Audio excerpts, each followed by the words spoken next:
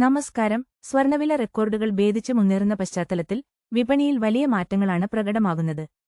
World gold council പുറത്തുവിട്ട പുതിയ report പ്രകാരം ജൂണിൽ അവസാനിച്ച പാദത്തിൽ ഇന്ത്യയിലെ സ്വർണ്ണാഭരണ ഡിമാൻഡിൽ 15% ഇടിവാണ് രേഖപ്പെടുത്തിയിരിക്കുന്നത്. രാജ്യത്ത് ആകെ വിറ്റുപോയത് 75 ടൺ സ്വർണ്ണാഭരണങ്ങൾ മാത്രമാണ്. കോവിഡ് കാലത്തിനുശേഷമുള്ള ഏറ്റവും വലിയ തകർച്ചയാണ് ആഗോളതലത്തിലും ഈ സാമ്പത്തിക വർഷത്തിന്റെ രണ്ടാം പാദത്തിൽ സ്വർണ്ണവിപണി നേരിടുന്നത്. വില കുതിച്ചുയർന്നതോടെ പലരും സ്വർണം വാങ്ങുന്നതിൽ നിന്നും പിന്മാറുകയോ ഭാരം കുറഞ്ഞ ആഭരണങ്ങളിലേക്ക് ശ്രദ്ധ തിരിക്കുകയോ ചെയ്തു.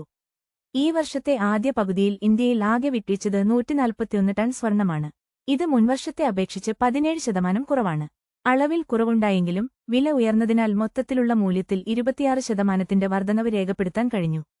ഇതുപ്രകാരം $21 ബില്യൺ കച്ചവടമാണ് രാജ്യത്ത് നടന്നിട്ടുള്ളത്. ഇതിനിടെ ആഗോളതലത്തിലുള്ള സെൻട്രൽ ബാങ്കുകൾ തങ്ങളുടെ കരുതൽ ശേഖരത്തിലേക്ക് ഏപ്രിൽ മുതൽ ജൂൺ വരെയുള്ള പാദത്തിൽ 289 ടൺ സ്വർണമാണ് കൂട്ടിച്ചേർത്തത്. ഇതിൽ റിസർവ് ബാങ്ക് ഈ കാലയളവിൽ 200 കിലോഗ്രാം സ്വർണം വാങ്ങിയിട്ടുണ്ട്. സ്വർണവില ഇത്രയധികം വർദ്ധിച്ചിട്ടും പഴയ സ്വർണം വിൽക്കുന്നവരുടെ എണ്ണത്തിൽ 6% ഇടിവാണ് ഉണ്ടായിരിക്കുന്നത് എന്നത് ശ്രദ്ധേയമാണ്.